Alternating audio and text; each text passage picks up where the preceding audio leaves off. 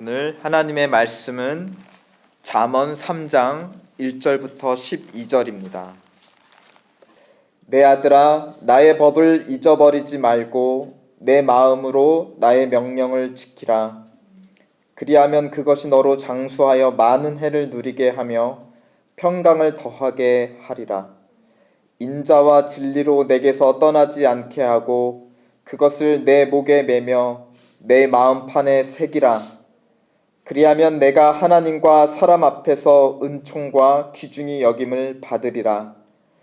너는 마음을 다하여 여호와를 의뢰하고 내 명철을 의지하지 말라. 너는 범사의 그를 인정하라. 그리하면 내 길을 지도하시리라. 스스로 지혜롭게 여기지 말지어다. 여호와를 경외하며 악을 떠날지어다. 이것이 내 몸에 양약이 되어 내 골수로 윤택하게 하리라. 내 재물과 내 소산물의 처음 익은 열매로 여호와를 공경하라. 그리하면 내 창고가 가득히 차고 내 집들에 새 포도즙이 넘치리라. 내 아들아, 여호와의 징계를 경히 여기지 말라. 그 꾸지람을 싫어하지 말라.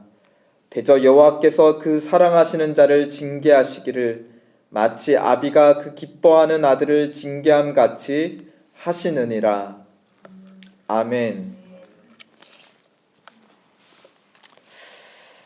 사무엘 상권에 보면 하나님께서 어린 사무엘을 부르십니다. 그런데 사무엘은 제사장 엘리가 자기를 부른 줄 알고 그의 앞에 가죠. 그러자 엘리 제사장이 사무엘을 향해서 내 아들아, 내가 너를 부르지 않았다라고 대답합니다. 사무엘에게는 친아버지가 있었지만 사무엘을 맡아 기르는 제사장 엘리는 사무엘을 자기 아들이라고 불렀습니다. 선지자 엘리야가 불병거를 타고 하늘로 승천할 때에 그의 제자되었던 엘리사는 내 아버지여, 내 아버지여 하고 소리를 질렀습니다. 그 엘리사가 병들어 죽게 되었을 때 이스라엘의 왕 요하스는 슬퍼하면서 내 아버지여, 내 아버지여 하며 곡을 하였습니다. 그러니까 고대 이스라엘에서는 스승과 제자 관계가 바로 부자 관계였던 것이죠. 엘리와 사무엘의 관계, 엘리야와 엘리사의 관계가 스승과 제자의 관계였지만 아버지와 아들의 관계였습니다.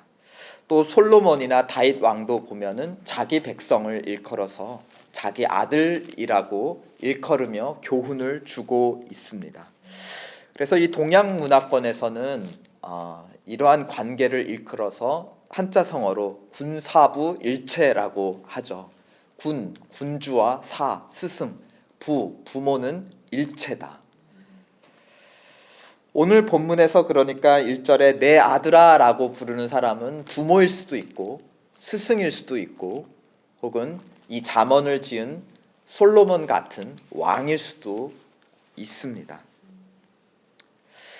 오늘 이 본문을 통해서 혹은 아들, 백성 혹은 제자가 따라야 될 5개 교훈을 일러주면서 그것을 따라라 하고 그리하면 라고 거기에 따르는 5가지 축복에 대해서 가르쳐주고 있습니다. 그러니까 오교오복이라고도 할 수 있겠는데요. 먼저 5가지 교훈을 알아보면 1절에서 나머지 4가지 교훈의 기초가 되고 뿌리가 되는 교훈을 가르쳐줍니다. 내 아들아, 나의 법을 잃어버리지 말고 내 마음으로 나의 명령을 지키라. 일단은 내 말을 믿고 따르라. 내가 앞으로 이제 또 교훈을 줄 텐데 일단은 내가 하는 말을 믿어라. 스승을 믿어라. 그런 이제 모든 교훈의 기초입니다. 그쵸? 스승과 일단은 신뢰가 가야 그 말에 씨가 먹히지 않을까요? 2번째 교훈, 이것이야말로 진짜 교훈이죠. 인자와 진리로 3절에 있습니다. 인자와 진리로 떠나지 않게 하고 목에 매며 마음판에 새겨라. 인자와 진리 혹은 진실함을, 신실함을 몸에 달고 다녀라. 그러니까 몸에 습관으로 익혀라. 라는 교훈입니다. 근데 인자와 진실은 사실은 하나님의 대표적인 성품입니다. 특별히 언약 백성을 향한 하나님의 태도인데, 우리가 이번 주에 읽은 출애굽기 34장에도 보면 시내산에서 하나님이 모세를 다시 부르시죠. 그래서 모세가 하나님께 영광을 보여달라고 하자 그 앞을 그를 가리시고 지나가시면서 하나님이 선포하시기를 이렇게 하십니다. 여호와로다 여호와로다 자비롭고 은혜롭고 노하기를 더디하며 인자와 진실이 많은 하나님이로다. 그러니까 모세를 통해서 이스라엘 언약 백성에게 자기를 계시하시는 하나님께서 스스로 인자와 진실이 많은 하나님이시다. 그것을 이미 출애굽기 사건을 통해서, 그리고 그것의 완성인 홍해 사건을 통해서 이미 보여주셨습니다. 아브람과 이삭과 야곱과 오래전에 맺은 언약을 여전히 기억하시고 인자와 진실함으로 그 후손들을 구해내셨다는 것입니다. 그러니까 인자와 진실로 네 몸에 새기라라는 것은 하나님이 언약 백성을 대하듯 주의 백성들을 그렇게 대하라라는 교훈인데, 그렇게 하려면 먼저 무엇이 선행되어야 하죠? 인자와 진실을 보여주시는 근원 되시는 그 하나님을 먼저 경험해야 됩니다. 하나님으로부터 그 인자와 진실을 몸소 받아야지 그것을 실천할 수 있기 때문입니다. 그것이 바로 세 번째 교훈이 가르쳐주는 바와 연결되어 있는 것입니다. 5절 다 함께 읽어보실까요? 시작. 너는 마음을 다하고 여호와를 의뢰하고 내 명철을 의지하지 말라. 그렇죠? 인자와 진실의 근원 되시는 하나님을 의뢰하라라는 것입니다. 이것은 또 네 번째 교훈에 같은 내용이 부정어로 표현이 되어 있습니다. 7절에 보면 스스로 지혜롭게 여기지 말라라는 것입니다. 인생길을 혼자 가지 말고 하나님을 인도자로 삼아라라는 것입니다. 하나님을 인도자로 삼아 따라가는 길의 끝에 이른 곳은 다름 아니라 하나님의 집, 하나님의 왕궁입니다. 바로 성전이죠. 다섯 번째 교훈과 연결이 됩니다. 9절에 보면 성전에서 하나님의 왕궁 앞에서 첫 소산물을 하나님께 바치라. 그러니까 하나님께서 인자와 진실 가운데 인생의 모든 좋은 것을 베푸셨음을 인정하라는 것입니다. 첫 번째 것을 바치라는 것은 모든 것을 바친다라는 의미이기도 한 것입니다. 그러니까 하나님은 인자와 진실로 우리를 입히시고 먹이시는 아버지이면서 또 우리의 가는 길을 인도해 주시는, 길을 밝혀 주시는 선생 스승이기도 하시면서 또 왕궁에서 모든 것을 다스리고 받으시는 또 왕이시기도 하신 하나님, 바로 두사부 군사부 일체가 있다면 그것은 하나님이십니다. 그렇다면 인생에서 누릴 모든 좋은 것들은 무엇인가? 그리하면이라고 이제 교훈마다 그 결과를 우리에게 약속하고 있습니다. 2절에 장수, 4절에 명예, 6절에 안전, 또 8절에 육신의 건강, 또 10절에 물질적인 축복. 그런데 현실은 꼭 그렇지 않은 것 같습니다. 하나님을 경외하지 않는 모르는 사람인데도 온갖 지복, 이 땅에서의 복을 누리는 경우가 있고, 또 우리가 눈에 보기에는 하나님을 경외하는 사람으로 보이는데 병에 걸려 단명하는 경우도 있습니다. 지금 우리 주변에도 그러한 어려움을 겪고 있는 이웃들이 있습니다. 이 본문이 주는 말씀과 현실 사이의 괴리를 우리는 어떻게 좁힐 수 있을까요? 오늘 본문 마지막 11절 12절을 보면 앞선 다섯 교훈과 다섯 지복을 요약해주고 있습니다. 특별히 12절이 요약하고 있는데요. 우리 마지막 절 다 함께 읽어보실까요? 대저 여호와께서 그 사랑하시는 자를 징계하시기를 마치 아비가 그 기뻐하는 아들을 징계함 같이 하시느니라. 그러니까 12절에 따르면 우리의 진정한 왕이자 스승이자 아버지는 바로 하나님이시라는 겁니다.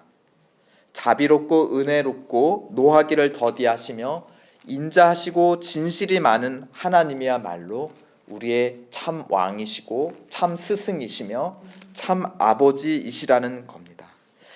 그러니까 오늘 잠언은 신앙이 좋은 만큼 세상에서 복을 누린다라고 가르치고 있는 것은 아닙니다. 또 반대로 큰 불행을 겪는다고 해서 하나님으로부터 버림받았다고 가르치는 것도 더더욱 아닙니다. 오늘 잠언의 진정한 교훈은 12절에 있는 것처럼 모든 축복의 근원이 하나님이심을 가르치고 우리는 그 하나님의 사랑과 기쁨 받는 자녀라는 것을 우리에게 가르쳐주고 있습니다. 그 말은 성도가 죽음을 맞을 때 또 고통을 받을 때 가장 슬퍼하시는 이 또한 바로 하나님이시라는 것입니다. 하나님의 아들 예수께서 십자가에 죽어 가실 때 대낮임에도 불구하고 정오부터 오후 3시 가장 밝은 대낮임에도 해가 빛을 잃고 그리고 어둠이 온 땅에 내려앉았다 하였습니다.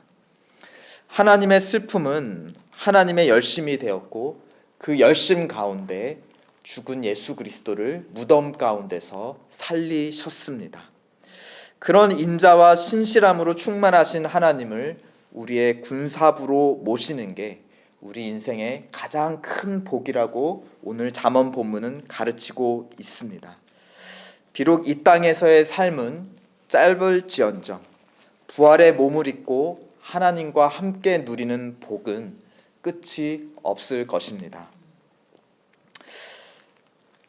죽음을 앞둔 자들을 위해 우리가 도울 수 있는 최고의 도움이 있다면 그것은 인생의 마지막 순간까지 하나님을 군사부로 붙들고 의지할 수 있도록 돕는 것일 겁니다. 그것이 오늘 본문 속에서 이미 말하고 있는 이 화자된 군주일 수도 있고 스승일 수도 있고 혹은 아버지일 수도 있는 오늘 저자의 모습이기도 합니다. 그는 자기 백성, 제자 혹은 아들더러 자기를 따르라고 가르치고 있지 않습니다.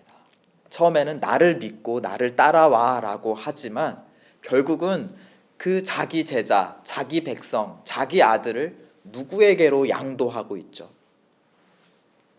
결국은 하나님에게로 양도하고 있습니다. 그 하나님은 이 스승된 자기 자신의 스승이기도 하고 왕인 자기 자신의 왕이기도 하고 그리고 아버지인 자기 자신의 진정한 아버지이시기 때문입니다. 누가 교회 공동체의 지도자이고 선생이고 또 아버지일까요?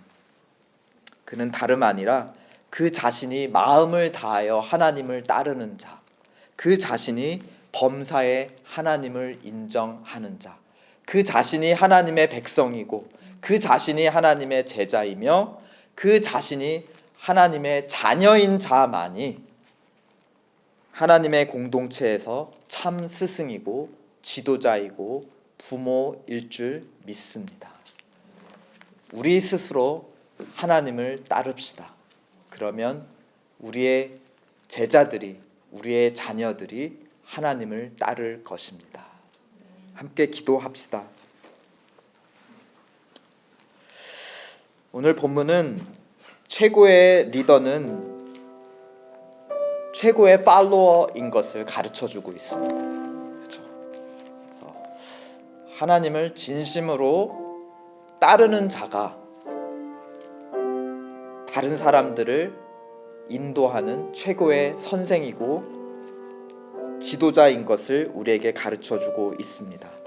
왜냐하면 우리의 군사부, 군주이며 스승이며 부모는 인자와 진실이 많으신 하나님 한 분이시기 때문입니다. 그러므로 오늘도 마음을 다하여 하나님을 따르는 내 자신이 되게 하여 주시옵소서. 범사에 하나님을 인정하는 우리가 되게 하여 주시옵소서. 어려움을 당한 자들 앞에 내 도움이 아니라 그들로 나를 붙들게 하는 자가 아니라 하나님을 붙들게 하는 진정한 스승이 되게 우리를 일깨워 주시옵소서. 이 시간 자신과 또 주변에 어려움을 당한 성도들을 위해서 또 이 교회를 위해서 함께 기도하시겠습니다.